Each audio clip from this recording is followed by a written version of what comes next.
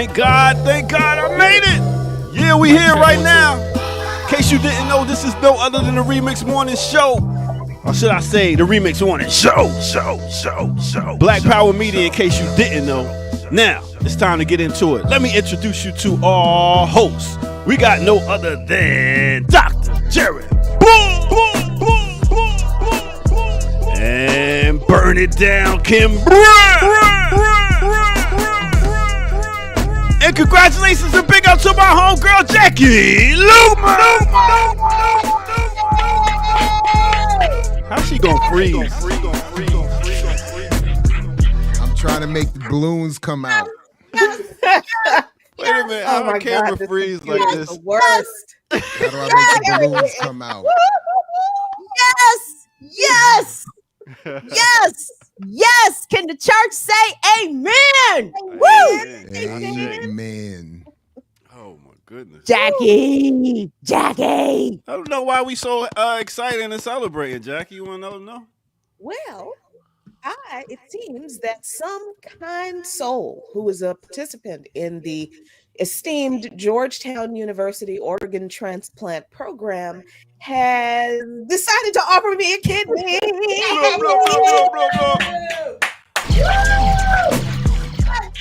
Yes, let's get it.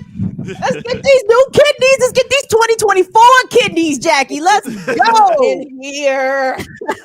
Let's get them new Jones. Yes, congratulations, Jacqueline. Ooh, man, I'm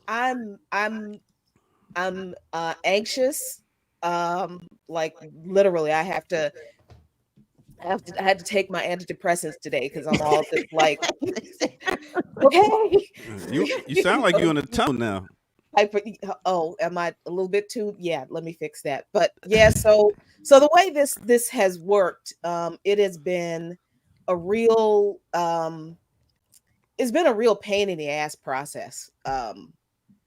Just going through all of the tests and that really wasn't even the bad part. The really difficult part was that before you get to the part of an actual transplant, there isn't a lot of great communication. The people who donate, who go through the testing to be a donor, they have their own nurse coordinator. And then when somebody is identified who is a match to the recipient, that's me, then they get a new nurse coordinator. And then every step in the process, there's a new nurse coordinator for me too. So when I was going through my initial testing, I had one nurse coordinator. When they identified a potential donor, then I got a new nurse coordinator. And those two nurse coordinators for the recipient and the donor do not talk to each other. They don't communicate at all. So other than my nurse coordinator telling me, okay, well, we're close to finding a recipient, that's really, or we found a potential donor, that's all they could tell me. And then it's just a lot of hurry up and wait. And so when I knew who my donor was because she just happened to be a friend of mine from church. So she's telling me everything that she's going through. She was telling me, they told me that I'm a match before I was told by, my nurse coordinator that we found a match. And the communication was just not bad. It was just not good. And it was really, really frustrating for both of us. So then it turns out that she is not a perfect match for me. And perfect is not an accurate statement, because I don't think there really is any such thing in organ donation. But they look for an organ match that is what's called a low epillet match, because I don't produce any antibodies. I have to draw my blood every month and send samples of my blood off to the transplant center, to the dialysis center, to make sure that the dialysis is cleaning my blood as effectively as I should, that I'm taking the right medication, all this kind of stuff. So every month they test my blood at the transplant center for the antibodies that if I'm producing any antibodies and how many and which ones. So I've never produced any antibodies. Don't ask me which antibodies. I have no idea. I just know that I don't produce any. But my donor does. So because she produces antibodies, she is and the number and the kind of antibodies she produces, that would make her a medium mismatch, a medium epaulet mismatch for me. So what we did was we entered into the paired exchange program, and that's where it gets even more complicated, because what happens is once we're accepted into the paired exchange program, the transplant center finds a more suitable donor for me, and then they find a more suitable recipient for her. So that's what happened. And we didn't expect for it to happen as fast as it did, because it normally does. I started dialysis in October or November of last year. Most people are on dialysis who are on the transplant list for 2 or 3 years, maybe. They wait 2 or 3 years for a transplant. That's about the average. This happened in a year, in a little bit less than a year. Through all the frustration and all of the everything, I was not expecting to get that call yesterday when I came in the house, but I did. So November 9th is the date of the transplant surgery. So I'm looking at like maybe, I don't know, 3 months of recovery, but I'll do dialysis until obviously the surgery. And if all goes well, all of this machine, these 2 machines, they will come pick it up and take it out of the house. Get out of here. They will take all of these boxes of medical supplies. I will not have to stick myself with needles to do dialysis, to clean my blood anymore. And then you can become a vegan like Dr. Ball. I'll consider it. I'll consider it. Or pescatarian, something close. But I'll consider it while I'm eating the cheeseburger. You know what I'm saying? And big up to your church friend. I thought you was gonna get like one of them Steve Rogers kidneys, one of them bionic ones. But nice. They're actually testing the compatibility of lab grown organs, and the kind of technology like for kidneys that are like pacemakers. So they're testing like this. So yeah, but I'm gonna need a whole lot of Yelp reviews before I do that kind of. Yeah, that's a lot. But yeah, this has been a season of transition for me in a lot of ways. And wow. Yeah. So the kidney gets here November 9th, November 10th. We going to the bar and taking it for a test drive. StreamYard was so happy that they decided to freeze Jackie, and I don't know why this thing keeps doing this. She likes you doing a bank can't bounce. I see. I can't figure out what the heck the problem is with this, and it's only my Mac Studio. I don't know what the problem is, but. Yeah, Jackie, that's amazing news. That is the best news that we could have gotten for this entire week. I feel like we have watched you deal with this, for the past year and some change. It has obviously not been an easy process for you. It's stressful. It's taxing. Your life was on the line. Let's be real here. So now. I feel like everything has been renewed for you. Like I'm excited. I feel like we're expecting a baby, girl. I'm so excited for you about this kidney. So congratulations, Jackie. Congratulations. Thank you. I don't know. I hate to take. I cannot take any credit for anything, any of this. This is just, some. It's wild to me that there are people who just agree to donate their organs and wait for somebody who needs it. Wow. And that's what the situation is. It's so that's the person who is donating the kidney in the Georgetown kidney transplant program. It's also wild to me I don't know, that, Jackie. huh? I don't know. I don't know. I'm just saying it seems like you're on a certain path that's doing right. So right things come to you. So I would continue to be on your path, keep organizing, keep doing the great things you're doing because I guess it's meant to be for you. No, I'm gonna turn evil now. Okay. No. Yeah. Yeah. Yes. Yeah. I'm gonna use the Eviling. kidney for evil. That's what I'm gonna do. Super villain Jackie. Let's go.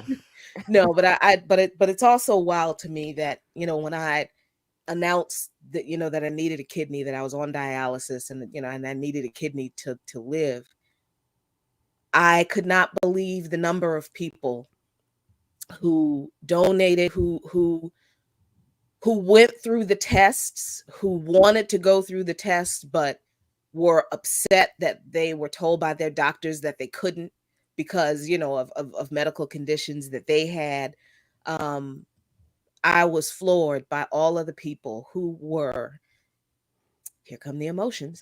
I was floored by all of the people who were willing to not just support me, but to donate an organ for me so that I could live. And I don't have the words for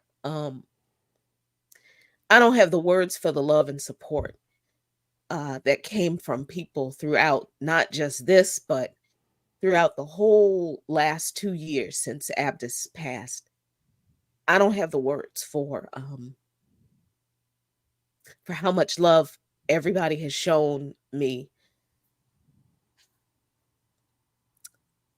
All right. I'm just blown away. I'm just really blown away. I love it. Right So on, come on, Jackie. do a break. Where my Kleenex at? Good Lord. Welcome to a Remix Morning Show where you get good news, you get great news, and we be dropping science right here, yo. We talking about kidneys, we talking about what's going on in the war. Man, right here on no other than the Remix Morning Show, y'all. Let me go find my... Oh! We dropping science.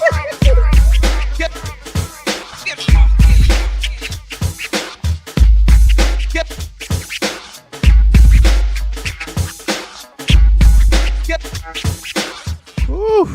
Lord of mercy.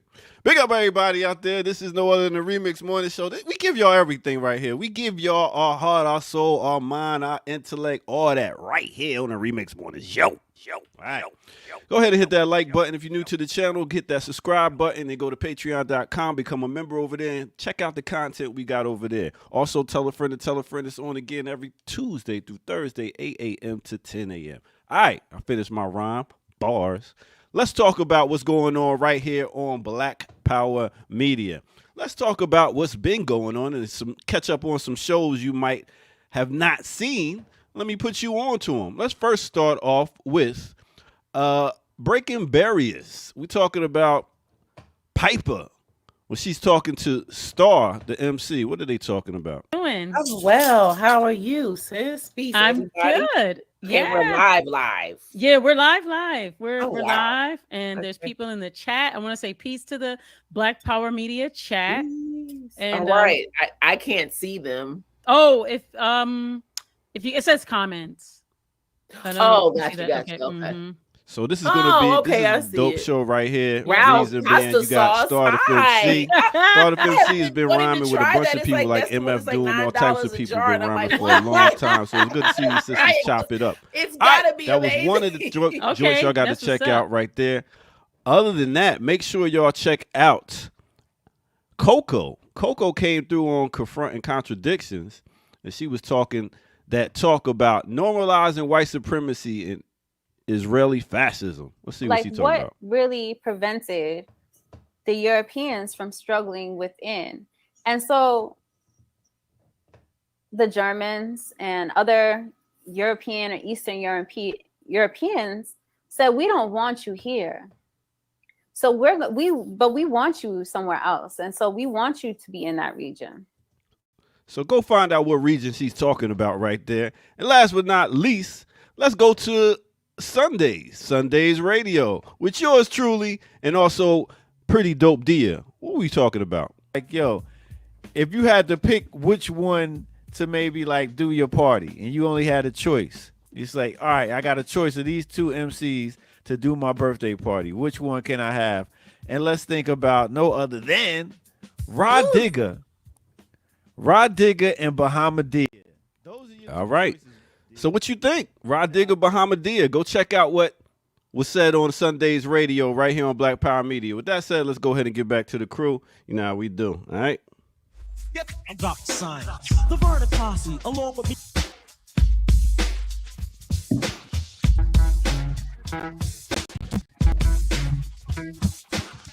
All right.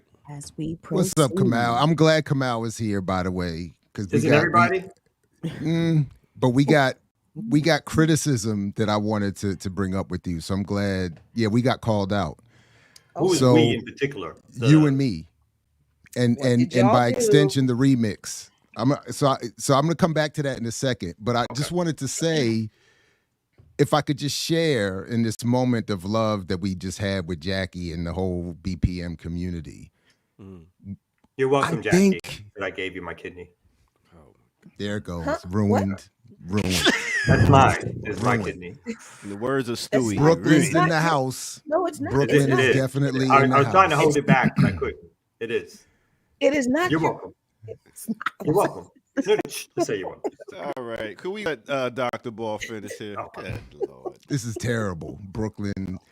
But that Rod Digger clip, I watched her recently as she rejoined what's my man's name on their podcast, Yadameen podcast. And I'm reminded, I think I have a crush on her. I think it's still here. Like I knew I used to. On Rod Digger? But yeah, my wife's at work, so I think I could get away with this. I have always been a huge fan. Like she is the type of person that every time I see her and listen to her, I'm like, I would really want to be hanging out with her. It's like even that's the kind. It's not even necessarily, whatever. But I'm just saying, it's more like that. It's like, and then in the last discussion she had, she was asked who would she want to work with, and she said Pharaoh Monch. Did she? And I was like, we are so right here. And it They're made for reminded each me, other. that's what I'm saying. I was like reminded of this never happened star-crossed love affair that only one of us acknowledges is even a potential. And even knows about. Even knows is like, that's what I'm saying. She doesn't know I exist. So it's like I'm right back in high school. I'm right back in middle school. The girl I'm crushing on don't even know I exist. And I'm just in the back of the room like, I like her. And she just doing her thing. And I'm like, we on the same page. Man, She had one of the best hip hop lines of all time. I'm gonna beat that bitch with a bat. I'm gonna beat that bitch. Was that her line? That was her line. God. That was her line. That was her line. That was the greatest line. That's That was what the her, greatest that's line. what ever. you. I'm No. gonna beat that bitch with a bat. I was like, yo. He didn't need a first name, but she's. So I was like, when you brought that clip up, I was like, that's. I hope Jared's wife never see this. She gonna be like, Jared gonna be like, won't. hey, could you go get me some She coffee? won't. Go get Rod Digger won't. to make you some coffee. No. You haven't. See, that's how you don't understand how my wife works. Oh. It would be none of that. It would be none of that. It would be like, here's your coffee. Have a nice day. And smile, right? Yep. Cold-blooded. Yep. Cold blood. And then y'all be like, what happened to Jared? What happened to Jared? Has anybody seen Jared? Jared laid up. Now Jared need a kidney. What happened? Students calling it, coming up in the chat. Has anybody seen Dr. Or Ball? worse, she come in with first class seats on a flight to Panama. We taking a trip, baby. Playing Rod Digger Imperial. Playing Rod Digger. All the way to the airport. All the You way like to the Rod Digger. airport.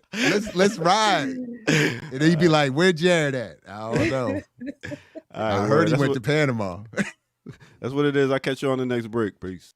Peace, doctor. All right, remixers, y'all in here. We in here. So let's go on and slap the map and get to some stories. Whoa. I thought there was some criticism. There Oh, was. Oh, that's There right. was. my bad. So, and I even took notes because I was watching. See, I was watching Warrior Class. Was it this week or last week? And shout out to Baba Balagoon and crew. And Balagoon was like, Kamau and Jared have it wrong. Oh. So when at one point we mentioned, so we were talking about, I believe it was in response to the Morgan shooting. Yeah. But we were talking about the possibilities of preparedness, if you remember, and you and I were both similarly situated on the spot, saying there's only so much you could do, and at a certain point, train. I mean, there's limitations even to training. Well, Balagoon took a little bit. It was a little bit of criticism for that. So let's see. That's why they were saying that. For instance, that they encouraged training techniques and explained. Oh no, I'm writing the notes I was taking. So they were saying that it's value. You should get trained. You should be prepared with techniques. No disagreement. Have exit strategies. Do all of those things. And that. Oh, so I only took the notes of what I was going to say in response. My bad. Because I was saying in response that I do encourage training techniques, and I explained that I do much of what Belay was saying in preparation with my girls. Like, we do prep. We talk about know where you're supposed to be. Like, there's basics in techniques and escape and avoidance, and have your stuff situated before you go out. We talk, the older they get, we have more and more of these conversations. But I'm still saying, and all I was saying was, and then I took they made a comment about SEAL training and advanced training, and I made a note that, like, even SEALs get killed. Like, at the end of the day, like, and in fact, I made a note that the last white boy that I fought went on to become a SEAL, and then the report I got was he got blown up by an IED in Iraq.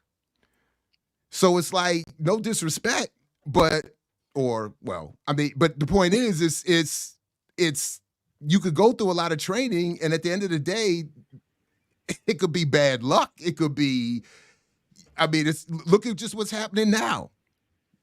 Israel's supposed to have the most powerful army in the history of that region, at least of the world, supported by an even more powerful one, and cats in an organized effort with some low tech. Whoop, whoop, whoop, whoop. Fence still open. Whoop, whoop, whoop, whoop. Army still confused. You know what I'm saying? And I still love that scene. It's just such gangster to me. It's just like, no, they didn't. It's like, where the drones? Where the satellites? Where the missiles at? Where's your intelligence at? Oh, whoop, whoop. So that's all I was trying. So anyway, but there was this pushback is really what I was that we seem to be devaluing training, and I just wanted to respectfully say that Yeah, I don't have to add too much. I completely agree with you. No one's saying don't train, but training isn't the ultimate solution always, right? Training can get you out of some situations, but like the factual example I was bringing up was Ahmaud Arbery, and I heard people say things like, "Oh, this person, if they had training, is like, come on now, you're out there jogging by yourself, you're confronted by 2 or 3 weapons. It's like, they training ain't gonna get you out of everything." So that's all I was expressing, is that training isn't always the ultimate answer for the situations we find ourselves in. If you're in Walmart and someone's got mass shooter, it ain't like, duck and roll or tuck and roll or whatever is going to get you out of every situation or something like that. So again, training, yes, but we have bigger societal issues than individualized training will solve. And, this is, I think, a Diallo comment or whatever. People be skipping this thing. I'm not saying this about Balagoon and them, but folks be skipping ahead of the steps of revolution of like, I'm ready. At least I like to believe, like people like to think that they're ready, I should say, that they're about to put their fatigues on and go battle when it ain't nobody really doing that. And there's 1,000 other ways that we got to get ourselves ready for revolution as we think about training. That's it. And here comes the news.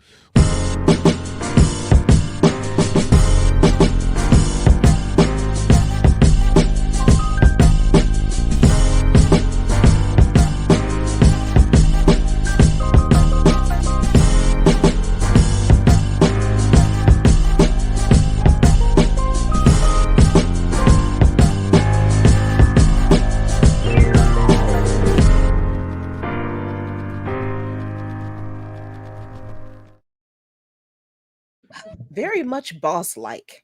Overproduction. Don't you think it's overproduction that time? No, Kim's like, no, it's not over. No. I think it is. Yes. Overproduction. I mean, What amount of training could have prepared us for that? Exactly. I don't think there was any amount of training that can prepare us for that type of bossy behavior. Bossy behavior. I think he's like the band leader. Just think about James Brown leading the JBs and the Famous Flames. James tell the band to change on the 4. You know what I'm saying? This is don't give him any ideas, because then he gonna start taxing us money exactly. for I'd be rich if I could get late fees. See what I mean? Or unchecked mic fees and all of that. Like we would all just be. We'd all be broke, and he'd be rolling up to the remix of the Lamborghini. I'd be rich if that was Miss Q fees. You know what I'm saying? Whew. Anyway, everybody, sound, welcome. Time, Kamal, you would be owing us. You would be paying us to show up here. My bad. Sorry, Jack. It's October 12th. It's a Thursday. Everybody, welcome to the Remix Morning Show on Black Power Media. We've got a full house in store for you today. Kamal Franklin's in the building. Dr. Jared Ball's in the building. I'm Kim Brown, Doctor, the erudite Jacqueline Lukemon, who is standing by for that brand new fresh kidney, fresh out the box. It's going to be a nice kidney, Jackie. I'm looking forward to that kidney for you.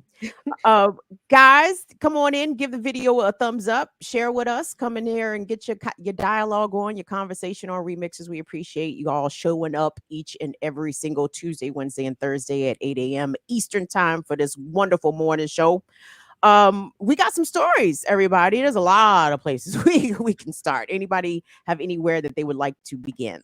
Just a very quick one, if I could, please, just for the platform's sake, a very quick, just another heads up that we are hiring a senior director of operations. You got employee money? All right. We do have employee money. Nice. $10,000 for 6 months to take over sort of leading the growth and development and organization of the platform.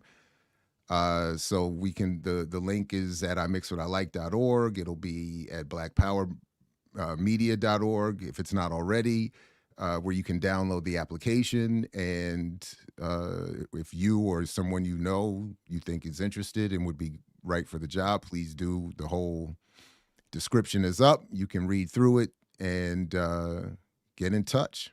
So just wanted to highlight that real quick. Good stuff. Good stuff. Right Channel on. growing. Got hiring money. That's what's up. Real quick, before we get started, I just want to put a reminder out to anyone that lives in the Commonwealth of Virginia. Early voting is open right now in Virginia. If you have not already voted, or if you are not registered to vote, you still have some time to get registered. I think the final day to register to vote in the state of Virginia is next week. Is it the 16th? It might be Monday. So but go to and check. But regardless, this is a very consequential election in the state of Virginia. So if you are a resident, you're eligible to vote. Please go consider doing so. That's it. I just wanted to say that. What is this election? What is this election for, Kim? So this is for the Virginia legislature. I believe every seat in the General Assembly is up. So every seat in the Virginia General Assembly is up. And I think half of the Virginia Senate seats are up. And the governor there, Glenn Youngkin, has expressed, that they made it clear that abortion rights and abortion access are on the ballot. It's not formally on the ballot this year, but if the Republicans gain control of the Virginia legislature, they are going to do what they can to restrict access to abortion care. And Virginia, borders a lot of already abortion restricted states, including Kentucky, Tennessee, West Virginia. I know North Carolina is trying to restrict abortion access. So people are already traveling long distances. And if Virginia makes their abortion care standard more harsh or more strict, then people are going to have to travel even further to Maryland, to DC, up to New York. So Virginia is a very critical, pivotal state in the making sure that abortion access remains available for their residents and people who maybe even travel in there to get abortion care. Yeah. Cool. Thank you for that. Thank you. Thank you. Thank you. Real quick, I want to share that today is the Haiti Day of Action for Haiti for the Black Alliance for Peace Zone of Peace campaign. Today we are gathering in front of the Kenyan embassy here from 12 to 2 p.m. Jackie, I think there's some glitching happening, Jackie. And I don't think Still, we're seeing I'm what you're freezing showing, again. and your mic is popping in and out, and you're freezing. So I think, at Okay. least I'm not seeing anything. Is it just me? No, it's not just you. Okay. No, Jacqueline, give us a test. Talk to us real quick. Yeah. There we go. Testing, There we testing. go. There we go. Testing. We hear you, Interesting, girl. huh? There we go. All right. So I do not know what's going on with this Mac, but okay. So anyway, today is the Zone of Peace campaign Day of Action for Haiti for the Black Alliance for Peace. We'll be gathering at a demonstration in front of the Kenyan embassy here in Washington, D.C. from 12 to 2 p.m. this afternoon. If you are in the Maryland, D.C., Virginia area and you can make it, please come out. Today is the Haiti Day of Action. We talked about, I think last week, I think we talked about, or maybe I just imagined that we talked about, the Kenyan High Court temporarily put a stay on the mobilization of Kenyan police to Haiti because it is unconstitutional. It is against the Kenyan constitution. So there has been a hold on that, but that does not mean that it is not going to happen. So while we have a little time, let's make our voices heard on behalf of Haiti, on behalf of Haitian sovereignty, on behalf of the right of the Haitian people to elect their own leaders, and on behalf of their demand to get the core group the hell out of their country. And to stop interfering in their affairs. There will be, a car caravan from Baltimore involving Baltimore BAP and Party for Socialism and Liberation from Baltimore to DC for this mobilization. So if you can get out, if you can come out today at the Kenyan Embassy in Washington, DC from 12 to 2, please join us. We would be more than pleased to have you, and so would the Haitian people. Thanks so much. And if the Kenyans come to Haiti, and shout out to the Palestinians, because if that does happen, if they do come, the message that we want to present to them is very clear about what they should do. Beat that bitch with a bat. Oh my God. That's it. I just wanted to zoom out. I don't oppose it. I don't oppose that. I don't oppose it. The best line of all at time. all. That's the best line of all. One of the best lines of all time. It's one of the best. What was the line that even rhymed with it, Kamal? You just know. Oh, I didn't give a fuck. I just remember. That. You can't even spit the lyric. That's it. Beat that bitch with a bat. That's all I care about. It's stuck in my head since the first time I heard it. It's never left my head. It's very catchy. It's all where it always pops up in the back. And when I'm mad, I think I'm like, I'm gonna beat that bitch with a bat. You ever seen anybody get beat with a bat? Oh yeah, of course. Yeah. Oh yeah. Yes. Oh yeah. Bats are good weapons, B. I've seen the bat introduced. I don't think I've ever seen it swung and connect with a head or anything. Bat. Oh, not with a head. That's that. I've only seen that in shoulder blows. Yeah, shoulder but blows. knees and shoulders, yeah. Hammers. But Hammer. Jesus. Albany Project. Shit. Yeah, hammer. Be fair. People use hammer. What do you think? Everything's a weapon. Everything's a weapon. See, I agree with Balagoon on that. I mean, I have one in the car, but I'm hoping I never have to. Come on, you see someone get hit with a hammer? Yeah. I've seen my mama use a hammer on people. So I know that's right. Wow. That's who I would love to hear using a hammer. That's what mamas. Yes. Mama had that hammer. And the next story. Wow. Good doctor. You're not James Brown out here. I'm gonna beat that bitch. Gosh. What? You know? What? Somebody pull up a story to make him happy. Come on. Maceo ain't on here, ear doctor. Don't, you know what I'm saying? don't be calling out. I did think that we often see him in the background. We often make reference to him and his work and his collegiality and comradeship, and in some cases express jealousy over the sound of his voice, and in other times express jealousy over his proximity to Jackie. But I thought, given what's happening in the world, we might actually see him in action doing some relevant work, and that is, of course, Brother Sean Blackman, aka The Voice. Minister Benjamin Netanyahu said that Israel is at war.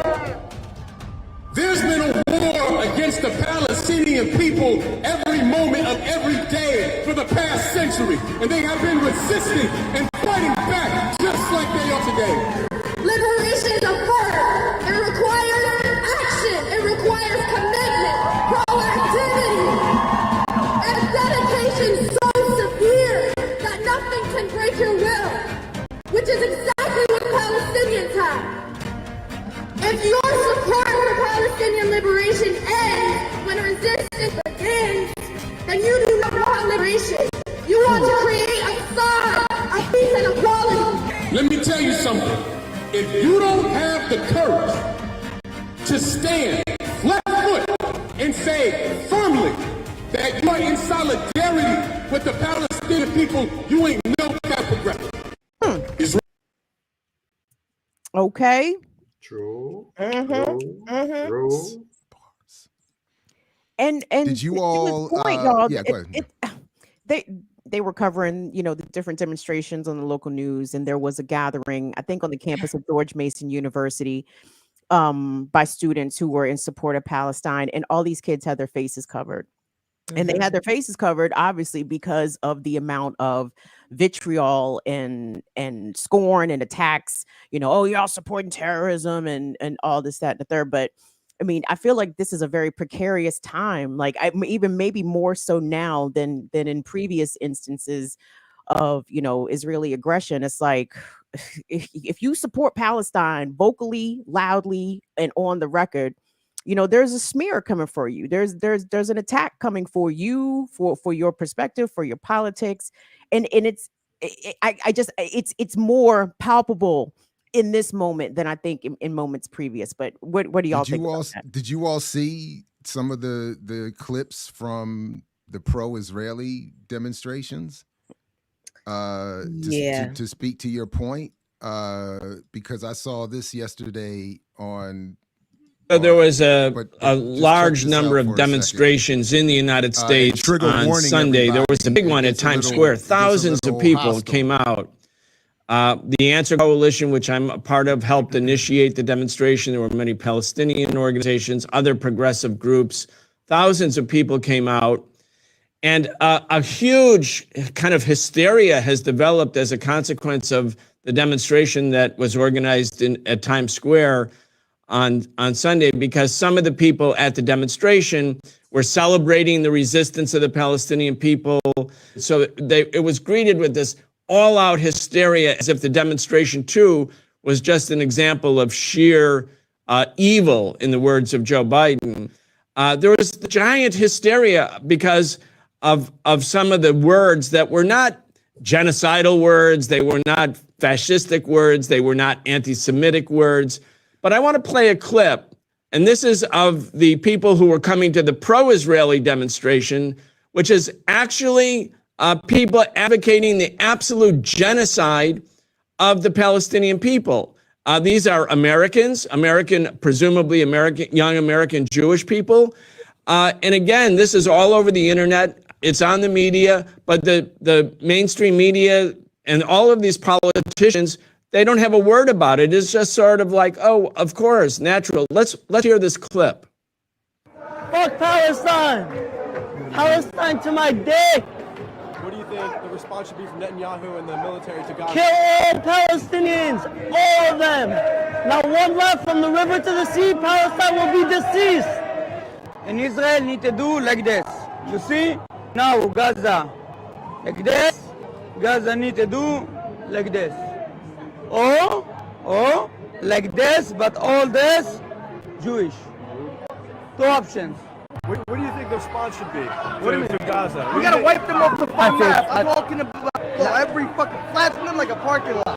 Flatten them out once and for all. There is nothing else you can do. They proved to us that there's nothing else you can do. We tried, and we tried everything. It doesn't work. We have to wipe them flat off the fucking map, like a fucking parking lot. I'm not stopping till all Arabs are wiped out. I think now it's the time that we need to erase Gaza. There is people inside, our people inside, that kidnap, and now we need to kill all of them and free Israel. All of their lives is killing Jewish and killing and murder our people. Flatten Gaza. Tried what? That dude was like, we've tried everything. You've tried what? In the process of stealing people's land, stealing their homes, literally allowing people who do not live in the country to go up to a home where Palestinians live, violently kick them out of their home, toss their belongings out of the home, occupy the home, and then threaten those people under the threat of death by the IDF, the Israeli Defense Force, the army, that if they resist or try to come back, they will to their home, they will be killed. That's the context in which older Palestinians still have when they go to protest. They will hold up the keys. They'll hold up keys.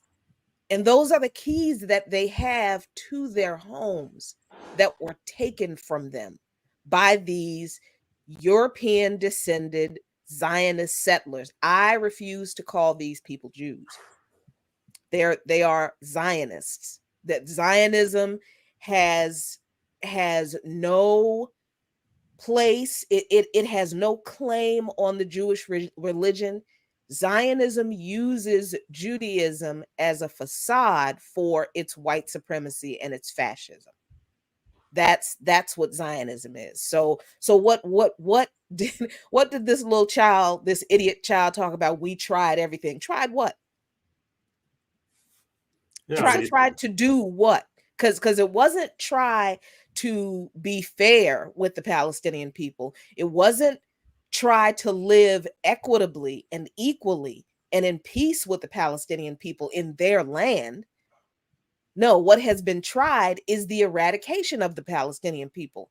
And as we have seen in the way the media has responded to the Palestinian uprising, is that Palestinians aren't supposed to fight back against their own genocide and ethnic cleansing, because any way they do it, they deserve death. And we understand what that is, because that's what we get, right? Every time we protest racist police, terrorism, systemic racism, whatever, it doesn't matter how we respond, protest, sit in, singing, praying, whatever. Set a trash can gets set on fire. Oh, you can't do it that way. Don't do it that way. So the oppressed are always supposed to just silently and meekly take our oppression. And we're supposed to just listen to and believe the narrative that the oppressors put out about us being animals and terrorists and crazy violent militants every time we rise up for and defend our right to exist, because that is what Palestine is doing. They're rising up to defend their right to exist.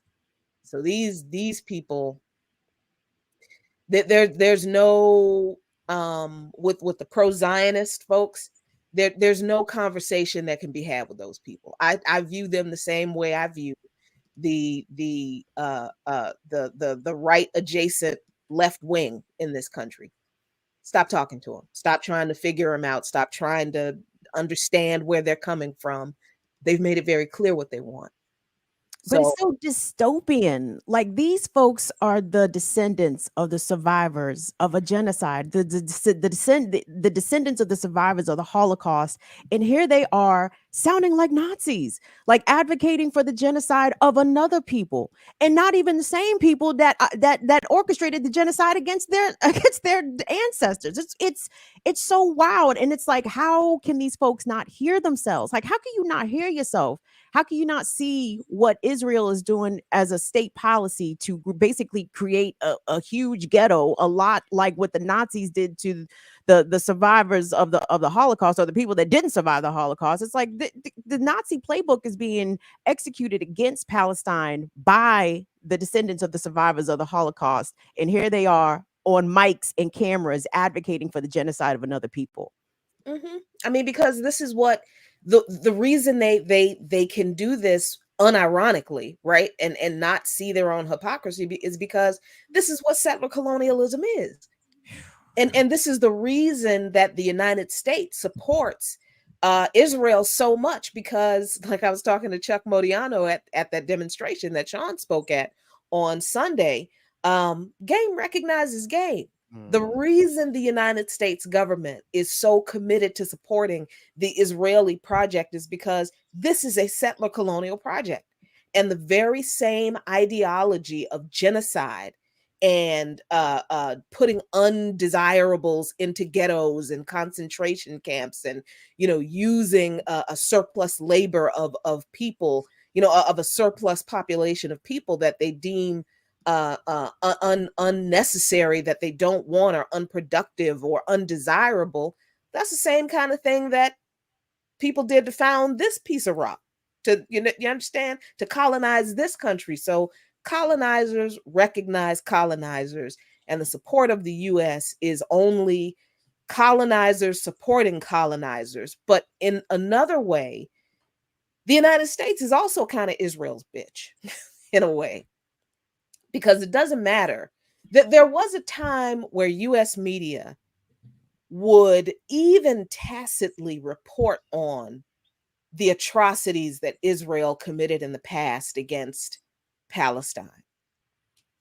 But that doesn't even happen anymore, because anything that Israel says about Palestine, about Palestinians, the United States media writ large just regurgitates it. There is no analysis. There is no, people always want to talk about, you have to present both sides of the issue. When they say that, they don't mean to present the Palestinian perspective and the Zionist perspective. No, what they mean is you have to give legitimacy to what Israel is saying, and condemn whatever evil thing they say the Palestinians have done. That's what people mean by present both sides in the media of this issue. I still think Baraka has the best line. What did he say? Both the slave and the slave master cannot be right. I mean, that people have, and this, it's just something I can't say right now. But when I say these things, that journalists have to have integrity to stand on the side of the truth, that is a very real thing. Like, people's livelihoods are being lost because they stand on the side of the truth. And it has been interesting over the past few days to see on the so-called progressive left how whose jobs and paychecks and benefits were not on the line. It was interesting to see how many people were quick to condemn Hamas. Oh, this is not how you do it. Yes, there were people who were killed at the music festival or whatever it was. Okay, that was terrible. Civilian deaths are terrible. But I haven't heard these same people talk about the Palestinian civilian deaths. Not ever. And can I just say, and I'm going to end with this. Can I just say that it's a real weird flex to have a music festival next to a fucking concentration camp? Because the music festival was near Gaza. So I don't understand why you're having a music festival. You're a bunch of settlers who stole people's land near Gaza, near a concentration camp, on land that you stole. But we're supposed to both sides that. I think that we can effectively, as journalists, say civilian death is always sad, and we wish that we could avoid that. But you know how we really could have avoided all of this happening? If the West had not enabled Israel to steal Palestinian land and set up a brutal apartheid system against Palestinians. That's how all of this could have been avoided.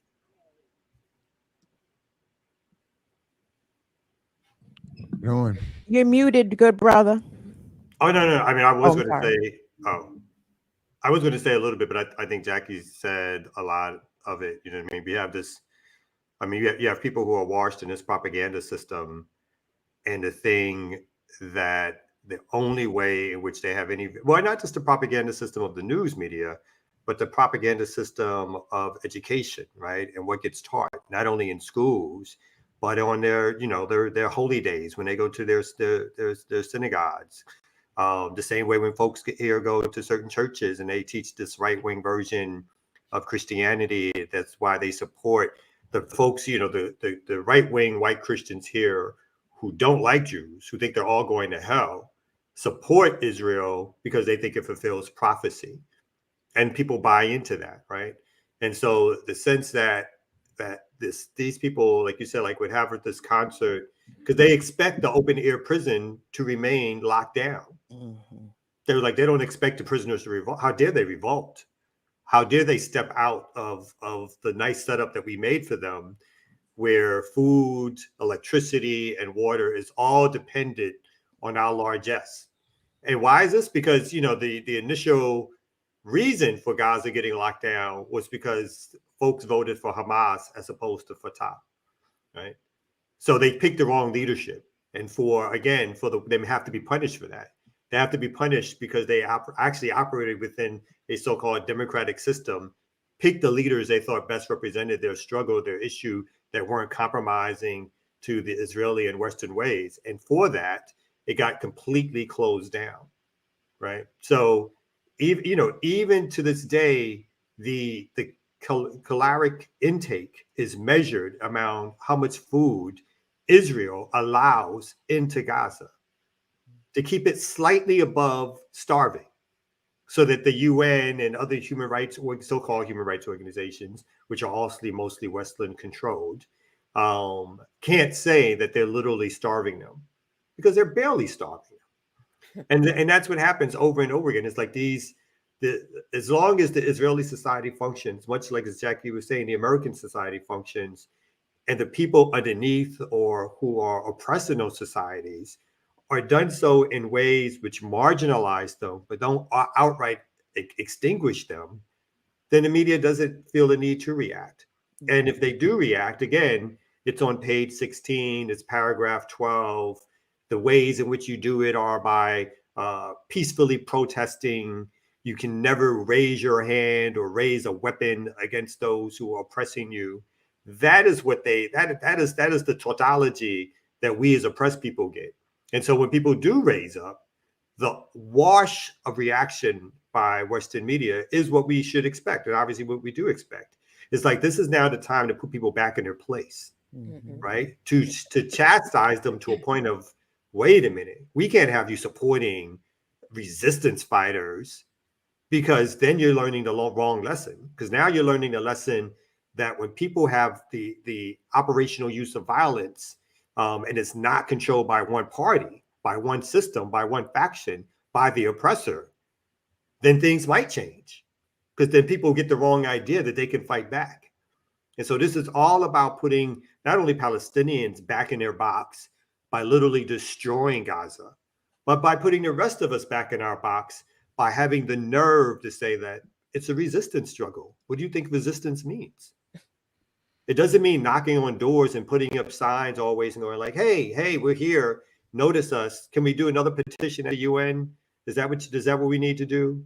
Can we do another march or demonstration? Can we do another vote and plead You know what I mean? As rights after rights after rights are being taken away, as our lives are being minimized, and as the real cost is the loss of human life, but on a slow, continual basis. And when I say slow, I don't mean real slow.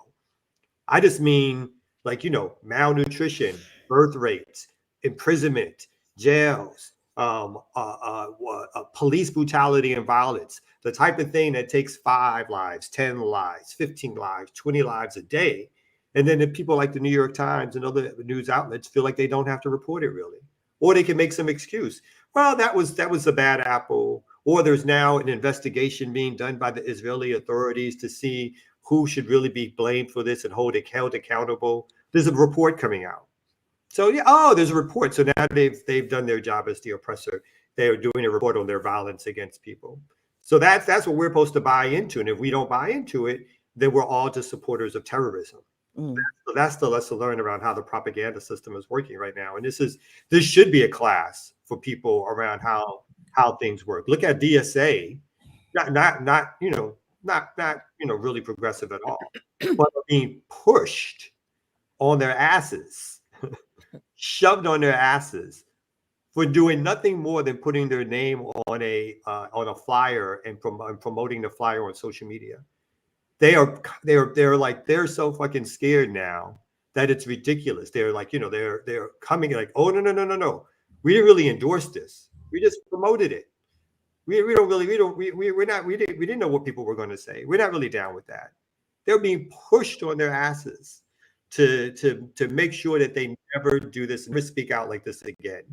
And that they have their own internal meetings now to be like, we got to take that, let's go on that website, let's take down that Free Palestine thing down. You know what I mean? So this is all about limiting the space for fighting oppression, for making sure that you can't fight it whatsoever, except do what they consider to be acceptable, which is to come at 2:00, march to it, leave at 3:00, go home, and then let the big folks handle it. Mm-hmm. Yeah, a few years ago, in March of 2021, one of the things that me and Abdus did with our church that we are so incredibly proud of. It was certainly one of the things that he was the most proud of.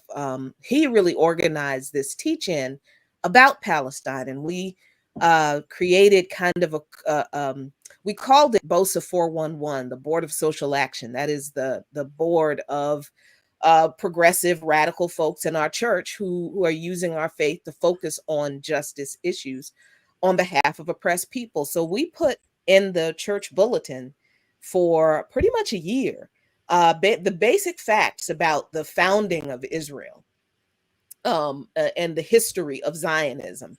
Pissed off a couple people, but we kind of figure if we're making people mad, we're doing our job. That's what. So Abdus organized this teach-in that where he invited members of the Naturi. I keep mispronouncing their name. The Naturi Karta. They're an organization of Orthodox Jews who adhere to the Talmud, and they are opposed to Zionism. They always have been, as most Orthodox Jews are, and they are in support of Palestine. And he invited a Muslim imam and had Reverend Hagler speak. So I think I'm gonna upload that teach-in to the platform because this was done in 2021. He and I also did a couple of shows talking about the history of Palestine and Israel. And I might upload those too, because people need to understand that this is not first of all, this isn't a war that is going on. What Israel is doing is the ongoing genocide of Palestine. That's what they're doing. This isn't a war. And people need to be very, very clear on where this conflict came from, how it started, and what it's not connected to. Again, it is not connected to Judaism. All these claims of anti-Semitism because you stand with Palestine, and the doxing of students, like what was done in New York City with their faces and their addresses being broadcast on the side of like a video truck or whatever in New York City, it's being done to do exactly what Kamau said, to keep us from being publicly, openly in solidarity with us Palestinian people. But the genie's out of the box on that one. So that's really quickly too. Like the other thing that continually happens is the propaganda of the U.S. and the Israeli government within the Black community in particular. It happens in other communities too. But the amount of free trips and that they give out to churches, schools, and governments to come visit Israel, to see the land of historic Christianity, according to them, of course, in terms of Jerusalem, to see Israel and full practice as the so-called democracy in the Middle East. Those, I mean, they are awash with like free trips, free money, free gifts, to try to continue to connect parts of the Black community, again, students and churches in particular, and governments, to have these tours. When I was in Jackson, Mississippi, they had a tour for the government of the city of Jackson to come over and visit Israel. Obviously, everything paid for, right, for folks to go. So these insidious measures are also what help, because, you know, fools can't turn down a trip. They can't turn down a few dollars and an honorarium, and or the prestige of being on somebody's stage, right? That's just too much for them. So they continue to do that, and then that's how they further build out their propaganda mechanism of locking you into a story, so that when you go and they'll show you the sites of what they consider to be historical Jewish sites there, and then they'll show you the ways in which they defeated the evil Palestinians and or the war that the siege that they're under. They'll show you all this stuff in this history according to their point of views, and then you come back here parroting the same stuff around what Israel is, and that's part of the propaganda purposely, right? The so-called conspiracy is that they know that they get deep into Black communities by going to the church and going to students and providing these free trips and for them to go visit Israel, then come back with full of propaganda for the next person who wants to go. A lot of the propaganda that I saw on Saturday when the thing first happened was that this was an unprovoked attack by Hamas. And I was like, did unprovoked change its definition? How we define an unprovoked? And I think that's something that we need to just consistently remind not our folks, not people that watch Black Power media, but people who may be swayed by some of the mainstream propaganda surrounding what's going on right now. Well, Hamas attacked them unprovoked. Just because it wasn't covered on Good Morning America when it happened, don't mean that these people are not responding in this way because of sustained continual attacks that they have been enduring for decades. Well, absolutely. I'll forgive this in advance. This is terrible. But speaking of unprovoked attacks. Oh, whatever, man. Yo, we got a live update going on with the case that's going on. We brought last week when we brought Kalanji. Speaking of Kalanji, Changa. What's good? Good morning. Hey. What's good? How y'all feeling? I'm mobile right now, but we got to get the job done. However, we get it done. How y'all feeling today out there in remix land? Good. Right. Beautiful and oddly stationary. That's right. Right. Brand new, juicy, supple kidney. Okay. You're welcome.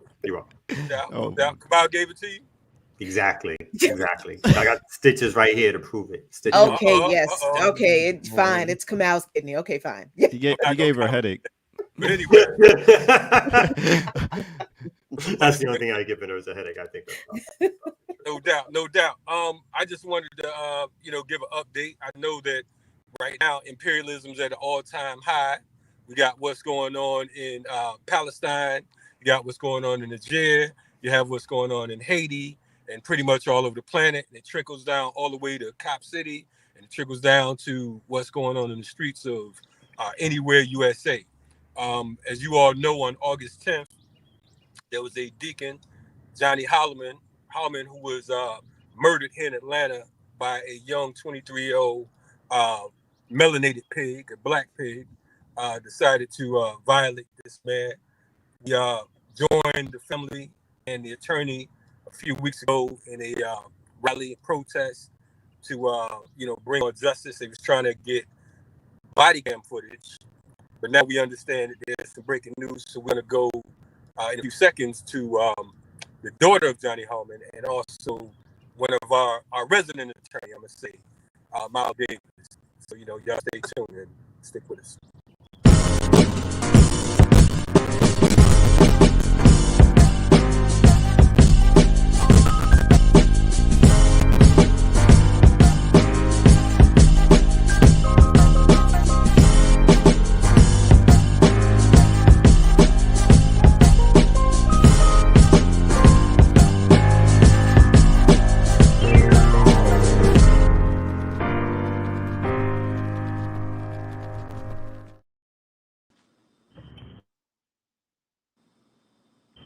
What's happening, fam? How y'all doing? Good, brother. Good. Good. How are you? I'm good. Last time I saw y'all, I was doing my one-time car interview. So y'all, it happened again that way. So it's all good. But I'm glad to see you all here, and I understand that y'all have some pretty good news. I'm not gonna say great news because we haven't gotten justice all the way, but it's a start. It's a good path. So if you all don't mind, tell us what's going on right now. I'll give you a quick update, and then I like for Black Power Media audience to hear from Arnitra. Just the update. 3 things have happened since the last time we were on. One, we were able, and we had a march, and I noticed that you didn't mention the march part of the protest and rally, but the march, you brought out your marching shoes, brother. We appreciate you. Black Power Media was in the house. FTP, we give thanks for that. And after that march from where Deacon Johnny Hollman had lived near his park, even where he took his last breath, we took that to City Hall on that Saturday. Then Monday, the family and community members appeared in front of the Atlanta City Council in an Atlanta City Council meeting during public comment, expressed their outrage about what happened. Very emotional, very, truth to power, just fire. And the response from Atlanta City Council was to pass a resolution for the body cam to be released as soon as possible with a 12-0 unanimous vote. And so that happened. We then met with District Attorney Fonnie Willis to allow her to hear from the family and to hear what her plan was as it relates to the investigation and prosecution of Officer Kimbrough, who killed Deacon Hollman on August the 10th. That meeting, I'll allow Anitra to share her perspective of that meeting, but to say the least, the family had a chance to, again, speak their truth. And then the next day, we found out that the Officer Kimbrough, has been terminated by the Atlanta Police Department. And so we keep pressing forward. There will be a clergy deacon revival on Thursday, and then another march on Saturday. And we just continue to build the momentum. We believe that the video will be released as soon as the last witness is interviewed. We just got word that may not happen until next week now because one of the witnesses has lawyered up. So we've got to wait until that's completed. But once that happens, the video is supposed to be released according to Fonnie Willis. So we just want to thank everybody. We thank Black Power Media for, this platform, and you all continue to raise the consciousness of our people in this way, not just about Deacon Hollman, but about worldwide events. So our Anitra can tell you, how the family has felt going through this process and where we are over 2 months now since the death of her father. Right on, Anitra. Good. Thank you, Maoli, for that. And Anitra, good to see you again. And good to see you. You look a lot happier today. Last time I saw you, looked like you was putting the Vaseline on your face, getting the knuckles ready and everything. But you know, tell us what's going on. How has this impacted the family? And you know, is it along the lines of what you hope for? So me and my family, I mean, we're grateful. You know, it's not everything that we wanted to get, but we feel as though we're going in the right direction. But we just got to keep pushing and we got to keep fighting to get justice. But right now, it's a lot. But we are glad that he was terminated. But we still fighting for this video to be released. And we're still fighting because we want him prosecuted. We want him jailed. We want him to pay for what he did to our father. And we don't want them to feel like, oh, yes, we terminated him and now they just gonna be quiet or they just gonna go away. No, it's not gonna work like that. We're not going away. We're not gonna be quiet. We gonna go all the way with this. I mean, we want to see it to the very end. We want it to be finished. We want justice for him. So me and my siblings, you know, they're somewhere okay, but we're not okay because we still don't have justice. It's just a little something, and we're still moving towards that mark. But we count it as a little victory. So let me ask: has there been any apologies thus far? Because I know that one of the things that you all were seeking was to clear his good name. Because I know that they tried to, like in many cases, and Maoli, you know, from like folks like Katherine Johnson. Remember that they murdered her, handcuffed her, put in the basement, called her a rogue individual. She's 92 years old. And then they tried to accuse her of being some type of terror, when in fact we knew that she never had a traffic ticket. So has there been any mention of any type of apology, or I mean, what's taking place with that? None. And that's why we need the body cam released. And the point, in fact, they have come out even harsher, trying to insinuate all kinds of things. They're talking about, what was found in the car after he is dead, right? I'm like, what does that have to do with this officer? Leg sweeping him, slamming him to the ground, forcing his face into the asphalt. I mean, we have what has been released now is we have the autopsy to show the level of violence. He had injuries to his neck, to his face, to his extremities, because this 23-year-old was determined to brutalize him. And so that all has to come out with the release of this video so that people can see that the only criminal that was out there that night was Officer Kimbrough, not Deacon Hollman. Deacon Hollman was the one trying to rationalize, and this officer was the one escalating. So the only way to get his name cleared is for that video to come out. They're still circulating the same kind of propaganda. Right on. So, I want to ask you, because I think that the last time I had you on, one of the things we didn't clear with the audience, a question around, because initially it was a fender bender or a minor traffic accident, right? Mm-hmm. The individual in the other car, have they made any statements, or is that not something that we could talk about? Well, we've had a chance to interview them. They have made statements to law enforcement. They were deeply saddened by Deacon Hollman's death, and they were stunned that what happened while they had waited standing around for an hour. They didn't have any confrontation with one another. So, it wasn't like it was a volatile situation that the officer was coming to calm people. They were just standing and waiting.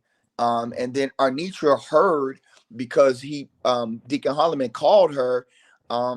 She heard the 17 minutes and 46 seconds of this entire interaction and what they did. And by the time she arrived, she saw that her father was lifeless. Wow. So how can we, as far as Black Power Media, continue to assist this situation? Indeed, we are, like you, Anitra, we are happy that, that there's been some type of semblance of I'm not even gonna call it justice, because he should never had the job anyway, so that doesn't even matter about him being fired. Clearly, he had some type of issues, right? We're talking about Officer Kimbrough. is there, what can we do to continue to support, the plight? And, we're looking forward to continuing to, stand with you and seek justice and, hopefully see him locked up. I mean, if I had my way, he'd be executed. But that's a whole nother story. That's why I'm not in office. But, what do you all feel that we can do to continue here at Black Power Media? So we're still doing the petition to have the video released, which is on colorofchange.org. So we're still asking the people to go there to sign the petition.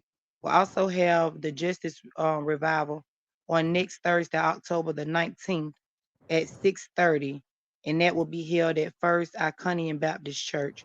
So we're asking the people to come out to that on next Thursday at 6:30.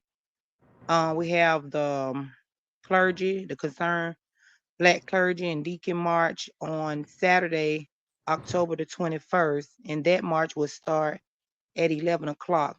And the march will start from the Martin Luther King district down that way by Ebenezer, and they will march from there into City Hall.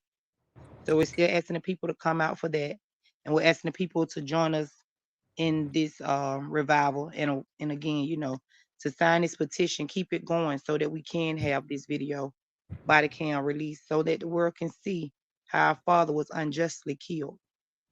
Right up. Hey, Brother Kalanji, man, we've had a lot of different segments of the Black community and conscious community get involved. The one, I guess, population that we need a little push from is our hip hop community. We need our artists. We need those who are able to bless the mic in different ways, that have reach and amplification. It's time for them to join in, create art, create music, tell the story.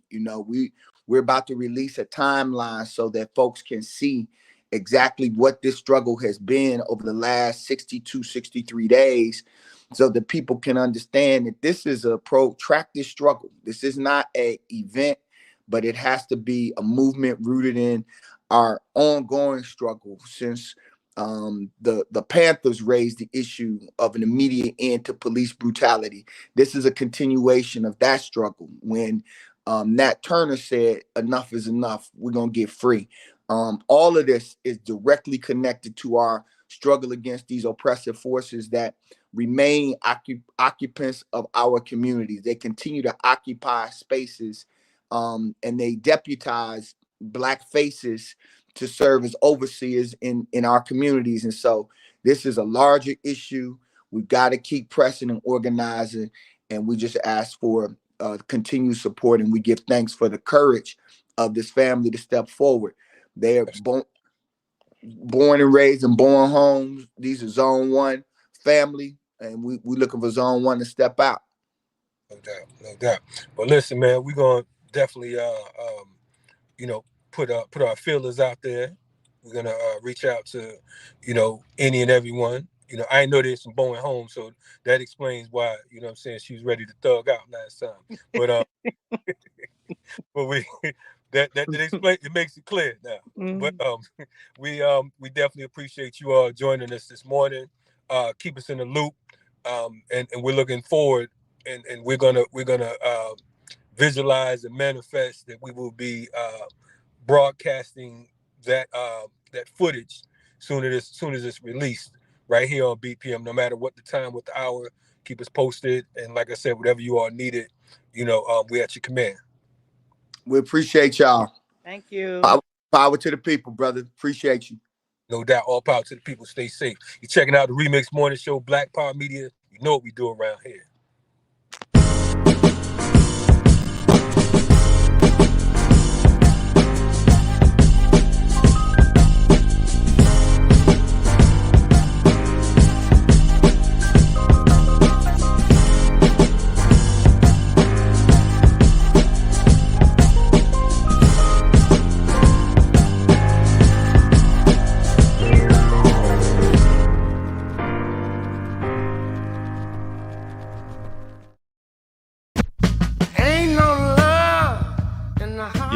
Yeah, what's up, everybody? Welcome out to the Remix Morning Show. I go by the name of the Ear Doctor. Hit that like, subscribe, and thank y'all for tuning in right here, right now. What we're gonna do is we're gonna do a quick artist spotlight on this break, and then we're gonna come back with the host with the most right here on the Remix Morning Show. Who am I gonna talk about real quick? No other than Bobby Blue Bland. That's right. Bobby is man, what a voice. Let me tell you about him real quick. He goes by Robert Calvin Bland. He's a blues singer. Now, he was known for mixing gospel, blues, and R&B. He has some great stories in his music that's dealing with love, betrayal, all types of drama. He's also looked at as the Sinatra of blues. Yeah, and he's influenced by Nat King Cole. He was inducted into the Blues Hall of Fame in 1981, the Rock and Roll Hall of Fame in 1992, and the Memphis Music Hall of Fame in 2012. He received Grammy Lifetime Achievement Award in 1997. Rock and Roll Hall of Fame described him as a second to B.B. King, as known for the Memphis Bill Street blues scene. And Rolling Stone ranked him as the 200 greatest singers of all time because he got such a voice. So coming straight out of Tennessee, he actually was dropped out of school, 3rd grade, and started working in the cotton fields. Wound up moving to Memphis and getting into the music scene with B.B. King, Junior Parker, Johnny Ace, a bunch of the Bill Street blues singers.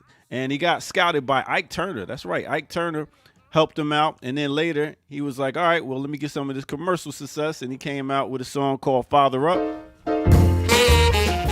The Road. So that came out, and then that put him out there. But let me tell you, he had about at least like 25 albums. So you got to go check him out and check out all the work he's done. You might have heard this song right here, sampled by Kanye West and Jay-Z on his Blueprint album. All right, so with that said, let's go ahead and get back to the Remix Morning crew. You know how we do. Let's go. Now that you're gone, oh, the sun don't shine. Yeah. I'm telling you, the further we get away from sharecropping, the further away we get from hearing voices like that. It is a proximity to that era and to that level of Black suffering that evokes that vocal quality, tone, depth, texture. Like, oh man, like it can't be replicated. And bring back slavery. Shut up, Sharon. Shut up. Bring back we need better music. No. Shut up. but I hate that he has to be compared to a white singer, the Sinatra of the. Get the fuck. Yeah. You know.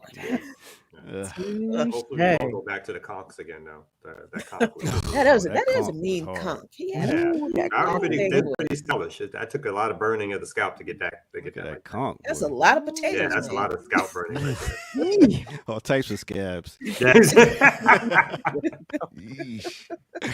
All right. Well, listen, I got to get out of here for the day. Where you going, son? I got some BI to handle. You know what I mean? But what? What's that? That's your business. Business. Yeah, slang. See, let me put y'all up on this hip hop slang, and y'all put me up on y'all big English. What is it? What is it? The Queen's English. Y'all put me up on these Queen's English words y'all be using. This Queen's English. Yeah, put me up on that. So I will catch y'all on Sundays. So tune in for that, and y'all have a great show. Thank you, Ear Doctor. Thank you so much. Be easy out here. Thank you, remixers. Hey, thank y'all for sticking around. Please give the video a thumbs up. Big up to Kalonji Changa and of course his interview there with Anitra Hollman and the good esteemed brother, the attorney. Come out. I have some questions because if you could put some of this into context, because I was following the story last week as reported by the Atlanta Community Press Collective, Free Press Collective. They had the story about Deacon Hollman's family testifying in front of the Atlanta City Council, and they talked about the 12-0 vote the City Council gave to authorize or to encourage the Atlanta police to release this body cam video when Deacon Hollman was murdered by the Atlanta police. But the mayor doesn't have to adhere to this resolution, and the police don't have to adhere to this resolution. No, this is strictly. I'm sorry. Go ahead. No. Go ahead. I have a second question, but go answer that. No, I was going to say this is strictly a resolution. And as you know, resolution sounds powerful because it's something passed by the city council by unanimous vote, but a resolution is not an ordinance, in other words, is not a law. It's the same thing as saying today is Bobby Blue Band Day. Let's pass a resolution and say that. You know what I mean? So this is the saying, in their opinion, this is what should happen, but it has no force of law. There's other triggers that have to, no pun intended, there's other triggers that have to happen, that the city through the police agency and or the mayor's office can force them to release the videotape. But what the council did was just putting themselves on record, and saying that they believe it should be released. But make no mistake about it, the police could have already released this videotape if they so choose to do so. They're letting time lapse. They're trying to get their ducks in a row, obviously by firing the officer first. And we should also be clear, the officer, just because they're fired, it does not mean that they cannot be rehired. So we have here, similar in other cities, but here when Rashad Brooks was killed in Atlanta at the Wendy's, that white officer was fired. He sued and he got his job back. And today he's on the Atlanta police force. So there is nothing that doesn't prevent this other officer from also suing, getting back pay for when they were fired, and then getting back on the force. My other question pertains to the release of the videotape, but how the GBI, the Georgia Bureau of Investigation, and I believe the Georgia State's Attorney's Office, how they are trying to link the release of Deacon Hollman's body cam footage to the release of the footage surrounding the assassination of Torita. And because the GBI, I guess, made a request of the state's attorney's office that they didn't want this footage released, the state's attorney was just shrugging their shoulders like, well, we can't release it until the investigation is over. But then the investigation surrounding Torita's assassination, was that closed this week or late last week? Late last week, they released their report. Again, according to the GBI, one, of course, they exonerated the officer's conduct. Right. And tried to paint Torita as a Rambo figure who was not only in a cloth tent, sitting in a cloth tent, taking bullets, firing back, exploding improvised devices, all of that while being shot at. That was the story. This was a new part of it. The IEDs or whatever was a new part of the story that none of us had heard prior. But in this releasing by the Georgia Bureau of Investigation, they claimed that the people they interviewed stated that Torita was exploding devices in front of the tent at the officers. Their claim, of course, is that there is no videotape of the actual incident. There's videotape that the Atlanta Police Department has. Because they are required to put their body cams on anytime they interface with the public. The Atlanta Police Department in the city of Atlanta actually started releasing that videotape, which is how we got some early evidence that was in line with what folks in the community had said, that there was this sudden burst of gunfire, not a one shot and then a return to fire, but a sudden burst of gunfire. And in the police video itself, you can hear the police officer saying, look, hey, that's suppressed fire, i.e. code word for that's police fire, and also stating that he thinks they're shooting themselves.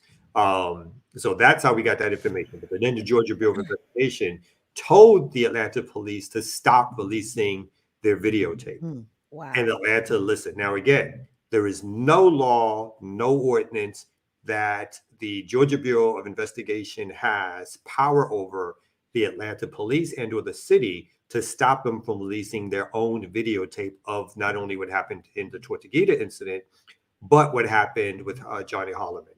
They have no jurisdiction to stop them from releasing. But the Atlanta police kowtowed in the former case to the Georgia Bureau of Investigation. And in this case, too, it seems like they're doing the same thing, but they're also delaying as they try to get their ducks in a row and saying, hey, we're seeking justice on this. We fired the police officer. We've had now meetings with the family. And so this is all similar to what they did, I guess, in New Orleans. not Orleans, in Memphis. This is all about lessening the heat for that when they do release it, they feel like they've taken the steam out of it, and so therefore it can now be put out to the public. And I want to ask Kamau, because people say this all the time, and I'm beginning to think differently about this, the idea that cops act this way because they're afraid of people, and I think that's incorrect. I don't think that cops commit extrajudicial killings of people because they're afraid of people. So what's your take on that? That we know they don't mean it when they say, oh, I feared for my life, but is this really like a fear of the other that you think is precipitating these types of actions, or is it something else? I think I think a lot of that stuff is mixed in, and not fear. Fear is in taught fear, right? People that they're taught in their academies to think of the public as the enemy, the people to be subdued. They are taught to control the situation.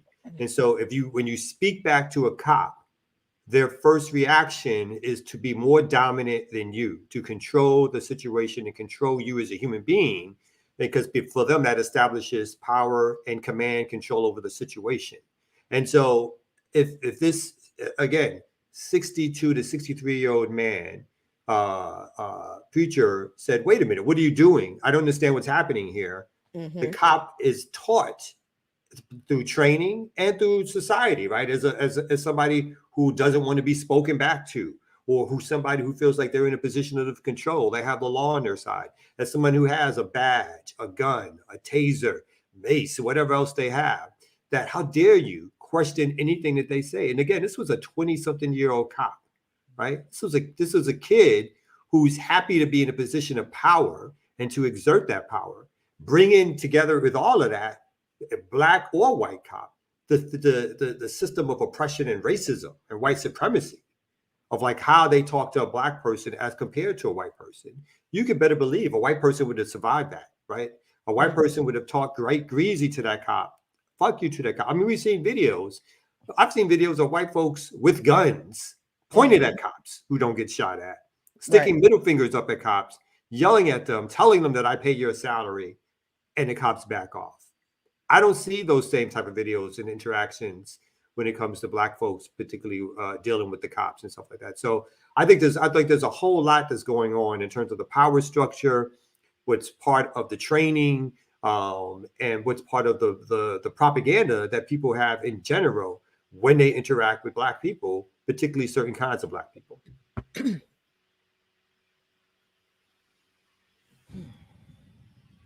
Right on. And you can't train that out of them. Let's be clear with that too. Oh, that's a great point. That's not being trained out of nobody, because the training itself is part of what leads to the behavior to begin with. And so anytime these elected officials, I just read something that said the mayor of Atlanta is suggesting that the death of Hollman is another reason why they need Cop City, right? So he's actually using the fact that the officer killed somebody. And so they go back and forth, right? They go back and forth on how they'd like to use this. Any situation, again, is always a situation for spending more resources on cops. That's ultimately what it comes down to. If crime is high, then we need, or if their statistics say that crime is high, then we need more cops on the street. If their statistics say crime is dropping, as it does now in Atlanta, but then we need to keep that going. So then we need more cops on the street. There's never a reason for them to defund, refund, take funds away, think of alternatives in any mass way, because obviously the system itself, the system of policing, or the system of governance, demand that they have their public army to sick on us when they want us to be healed, and to imprison us, for extrapolate us from the general population as extra labor to be put in these jails and prisons, which again also provide jobs, not exclusively, but at this stage also provide jobs for working class people, to again give them a sense of power as they're just basically acting as jailers. So speaking of a lot of this, if the connections are rampant and unbelievable, but trying to follow what's been going on in the world, but also at Morgan State, the parallels are crazy. And some of the media coverage, I've been actually trying to take some notes on the media coverage, and a lot of it is doing what you're talking about, less directly, but a lot of it is even from some of my former colleagues who have been publishing stories in the local press talking about the thugs and the cowards that ruined our homecoming, and the value of policing. And it was just announced, apparently, I had heard rumors of it, but apparently the news is coming out now that Morgan State is going to build a wall around Baltimore campus after 4 students were shot. A wall will be constructed around Morgan State University after 5 people, including 4 students, were shot at the Baltimore campus last week. University President David Wilson announced Tuesday that the college would be investing $22 million in security upgrades, including the construction of an 8,000-foot-long barrier to eliminate unfettered access to the school, the Associated Press reported. We're doing this, let me be clear, not to keep out our neighbors and our community writ large. We are doing it to keep out the bad actors, Wilson said during a town hall meeting. Along with the wall, which will encircle 90% of the campus, Morgan State officials touted plans to install more metal detectors, more police patrols, and more security guard booths on campus to ensure student safety. Officials said that many of the upgrades were already planned for the future, but would be sped up to address the latest anxieties over student safety. So it just feels like the inertia of more resources towards security and policing and surveillance. There's a lot of discussion around cameras and camera quality, given the photos that I think were just released of the suspects. And some of my students' reactions to that town hall, by the way, was very interesting. And I did jokingly note that I didn't know it was even taking place, and was somewhat shocked that my invitation email must have. I was wondering, were you there when I saw that they were having this town hall? I said, is Jared even in the building? I didn't even know it was happening. I don't recall even hearing a word about it. But apparently faculty were there. It was packed. And from what I understand, the president spoke for a bulk of the time, giving context, and then there was about, I think, 10 selected for questions or comment, or 5 or something like that.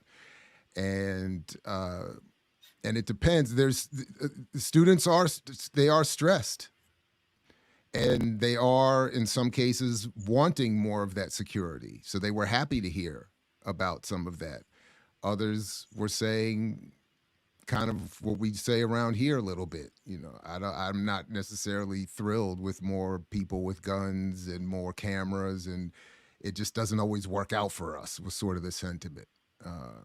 But at the same time, and it won't work out for them, because what they're going to use the surveillance is going to be on students. It's going to be like, if you don't have your ID at the proper place, and you say like, yo, I forgot it in my dorm room. Sorry to cut you off, but they did say that. They said they instituted a new policy. So to get to that town hall, you had to have your bear card. And there were some students who were seniors and who were I think seniors in particular who were kind of like, I gotta what? Like you gotta show ID. What? Yeah, you should know. Like, I'm here. Like, But if you lose your ID, if you have a guest that comes on campus and you want to bring them on, if you're late to something, all of that, and again, as these human interactions happen, some guard / cop is trying to exert their authority. It's like, I don't know who you are. It's like, you just saw me 2 minutes ago when I came back. Like, I didn't see you come in here. And what does that lead to? Who's going to get arrested? The students are going to get arrested. Who's going to get expelled? The students are going to get expelled. Right.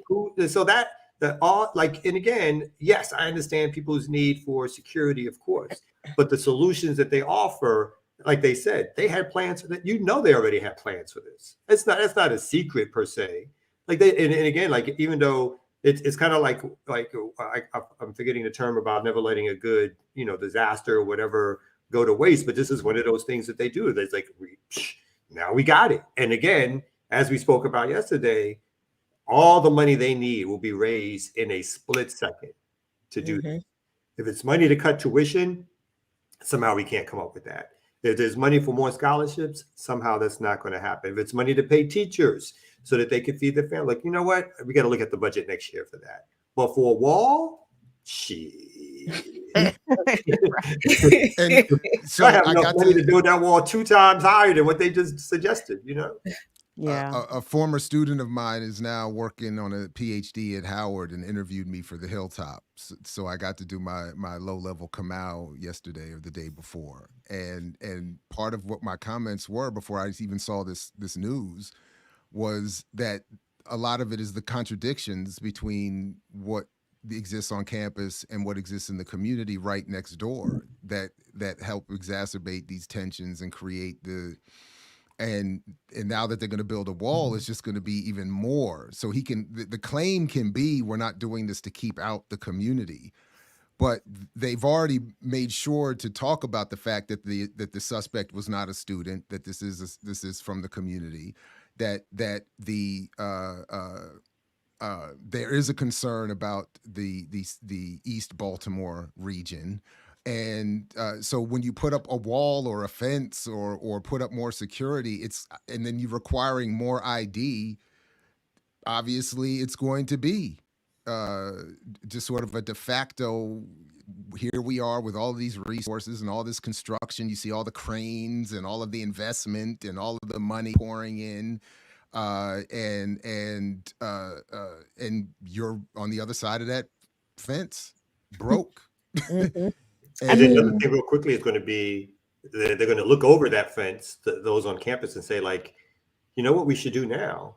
We should now buy that building and get rid of these people. So they're not any. They already did. So that's the expansion of the Northwood Shopping Center. That's the expansion of the student housing and the claim of the previous claim of tearing down the Spite Wall, which wasn't it. I mean, it's a complete. Wow. It is one of the more surreal things I've seen in terms of my own immediate experience of just watching the fraudulence emerge and the story, the false story just take national attention. It's like, that's not what's happening. And you just like that. That's not what that was. But so that's all that's what's going on. And then I saw, Ricky did point out in the chat, and I got to credit Ricky and the BAP crew for a lot of the details that I even know about Morgan's relationship to the 1033 program and the private security force, and I didn't even know. I'm just seeing these dudes pop up in the building I'm working. I'm walking in there, and there's a new uniform person there, usually sitting there eating a meal. Funnily enough, he's just sitting there. He seems to always be snacking. He's like the Brad Pitt of security. He always eating on his scene is always involving him eating. And it's like, and the first thing I think is, if I had intended to do something, what are you going to do about it? Like, you're a non-factor. The moment I decide it's on, your presence is not a deterrent. It might even be an added inducement, even because it'd be just, once you're at that level, what are you?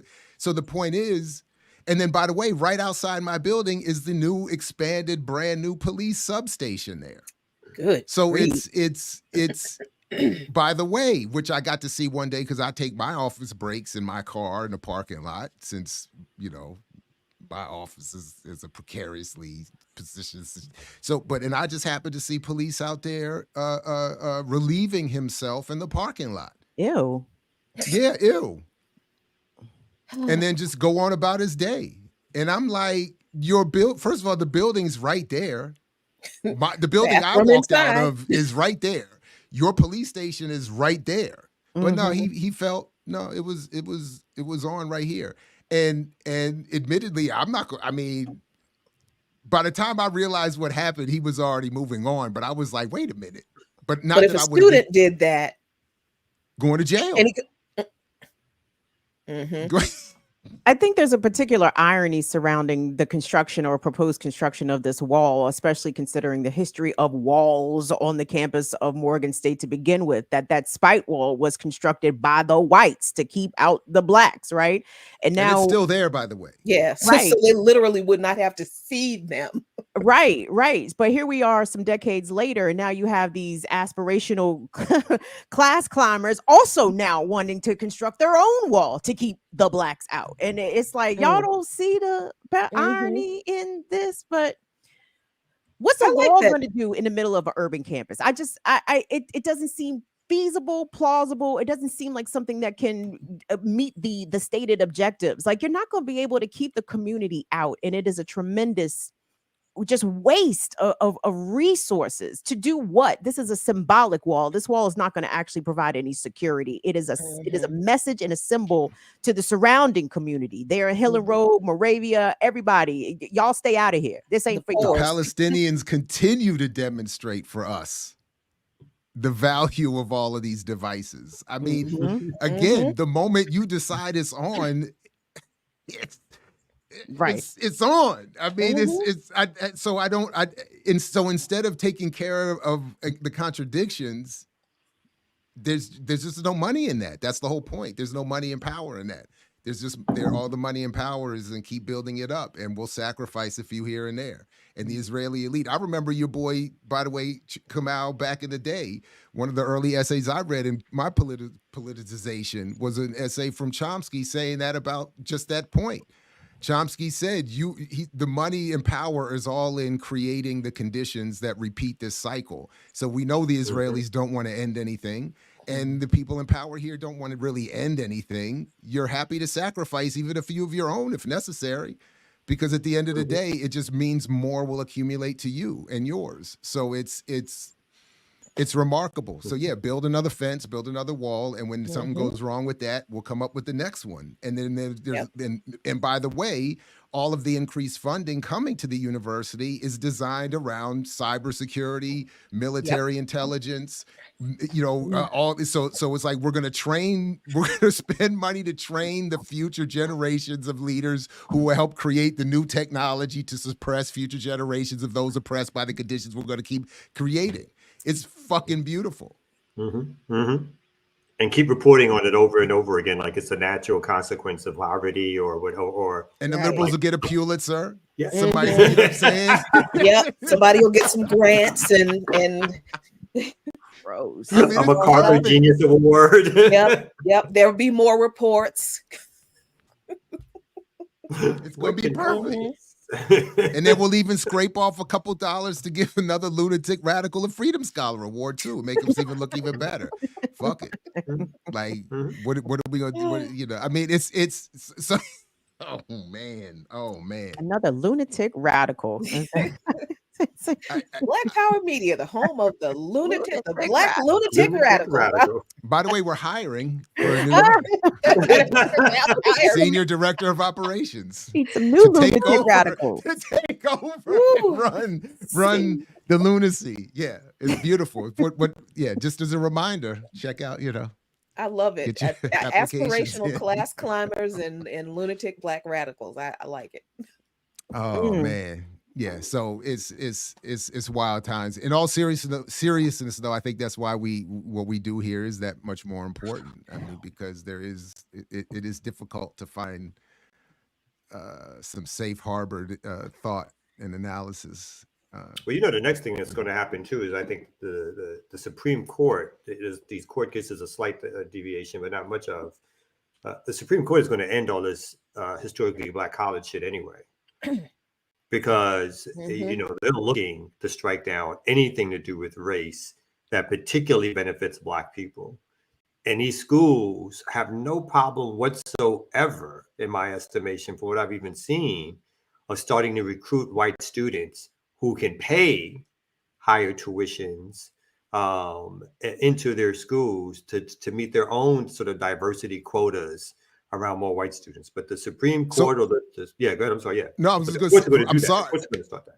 Remember, part of that $500+ million lawsuit that the University of Maryland had to pay out to Morgan and others, or that the state of Maryland had to pay out to Morgan and others because of the bigger white universities duplicating our programs, et cetera, and so forth, had a lot to do with, part of the argument was white enrollment at Morgan since the 1970s had gone down precipitously. And they were saying we're losing access to our whites, our access to that white money. And there was, even when President Wilson came on board a few years ago, there was, even in his delivery and discussion, there was this vibe of we're trying to move beyond the HBCU. We are a universal. We are because they want that. They made that deal with the Saudis a couple of years ago. We were teaching all these Saudi students, again, the surreality of it all. I mean, it was insane. I mean, people who barely spoke English, who knew nothing about the basics of U.S. history, are supposed to just fall into your classroom and just go. And it was oh man. But but it's all it's money. It's money. So it's bizarre. The whole thing is some wild. If it was money, then why did they settle that lawsuit? The lawsuit was for $1 billion, and all the Maryland HBCUs agreed to the 50%, to the $500 million. It's like what did the fraternal order police tell them dudes and telemarketers? 10% 50%. of something better than nothing. I'm sorry. It's all relative. But if you owe me $100, I want my $100. I don't want $50. I want my whole. But if you're convinced that you're not gonna get the 100, somebody might convince you to take that 20. Or not even if they're for the 20. Pennies on the dollar, B. Pennies on the dollar. Look, you ain't got nothing else yourself. Pennies on the dollar make a lot of sense. I mean, I know it's not the whole thing, but hey, look, you could be getting nothing. I encourage people all the time, look at it's public record. Go look at the salaries. Go look at the salaries that people are making. You can go see mine. Go look at the salaries. And then ask yourself, where else are you gonna make that money? What else would you be doing? Where else are you gonna go? Because like what? So it's like, let's just dig in and make that money. And on some level, that's why we're even in talking about all this with my classes. And hearing. I mean, some of the students are very critical. They're like, this is all PR. We're just getting messaging and nothing's being done for real. A lot of students went home. So we're doing hybrid again to, teaching. Folks are just, and parents are calling and again, you could just hear the tugging on that purse string. And you start to, Morgan had announced the highest enrollment in history. We hit over 10,000 students for the first time ever. That's and what I mean, yeah. And graduation rates over 6 years has gone, I think, up to almost 40% now, which is, is that high? 40% for Morgan, yeah. Wow, 6 years. But the point is, whether you graduate or not, that's 6 years of student loan and debt and fees. For the university, that's 6 years of income. That's right. So they're like, you don't have to take this diploma if you don't want we don't care whether you get it or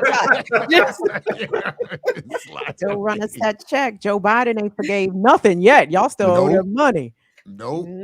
So I mean, it's bizarre. But there was also, and again, I was not in the room, but I heard from someone who was that secondhand that the president has also said that he walked away from a table of money because it was attached to Morgan being involved in a study about the persistent effect of racism on Black residents of Maryland. And the president apparently didn't want that kind of public association. He was trying to walk away. We don't care about the health effects of racism on the Blacks. I mean, yeah. So we want that security money. We want that surveillance money. And if you just go, you could look at the front page of the website any day. I mean, all the news, all the grant money, the foundation. I mean, it's all overwhelmingly. I can't say all of it. Overwhelmingly, it's coming for STEM. It's coming from military. It's coming from government. It's coming from. And there's a lot. There's just so much going on the camp, like the cybersecurity and blockchain investment teachings. I mean, it's just wild. It's just very wild. So shout out to those of us trying to do anything in these spaces. I'll just leave it there because so we do need to alert the remixers that Ear Doctor ran out on us again. He owes us yet another mix. Mm-hmm. He claimed something about, I don't know, something about kids or a job. I don't know. I mean, I don't know what it is. He ain't got no job. I don't know what it is. These alleged responsibilities that this man says he has. I don't know, but his job is to be here. Yeah, that's what I mean. You know. But so he owes us a mix. Anything you all want to let us know about before we get out of here? The weekend's coming up. Earn Your Liberation tomorrow morning. Anything? The program? Yeah, I have no idea what I'm doing Friday okay. night. I don't know. All right. Something. But you just ring the bell. Yes, yeah. As far as I know, I'll be on Friday. Yeah. Okay. Things change so fast around here. Who knows? But as far as I know. So the safest thing is just pull up BPM's YouTube page and just sit in front of it. Everybody, just stay there and wait for the next show to start. That's it. Don't do nothing else. just stay there. That's all. You be good. Kim, anything you want to let us? Anything you want? I didn't do a show Tuesday, but I'll be doing the show on Friday. So, no, we're gonna make our positions firm and known on Palestine come Friday. Like, there's not gonna be. Let me make sure I'm never getting a job ever in my life. let me double, quadruple, triple, quintuple. Let me just do it all the way. Let's make sure we never get hired. So tune Friday. in tomorrow for Kim's career. I mean, I've been did that. Suicide. But let's just make it plainer. Okay. dig the grave a little deeper. Let me dig that trench in a little few feet deeper. Let's get in. So yeah. All right, right on. Come out. Anything? Community movement builders. Protesting somewhere, speaking somewhere, organizing somewhere. That kind of thing. That's what's up. All Come right, on, you look nice today. I like the beard. What'd you do to the beard? I don't know. I don't know what you're doing. What's going on? I think you got a new barber. Somebody, was there something different about your head and your face? Wait a minute. Let me give you my look. Have you seen him in his new house? Could that be it? Is it the he's finally in a well-lit room. Maybe that could be it. And he is not the lighting, believe it or not. Well, it's 10 o'clock. Okay. Jackie's getting a kidney. Peace, everybody. It's a good week for all. It's a good week for all. Good week. See y'all later. Peace. Thanks.